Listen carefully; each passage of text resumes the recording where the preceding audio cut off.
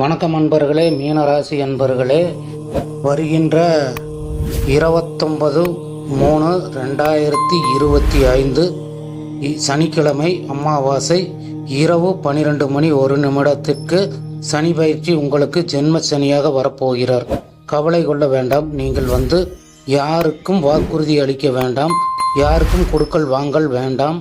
உடல் நலனை பாதுகாத்து கொள்ளவும். இவை மூன்றும் ஒழுக்கமாக செய்து வந்தால் உங்களுக்கு எந்த ஒரு பிரச்சனையும் சனி பகவான் தரமாட்டார்.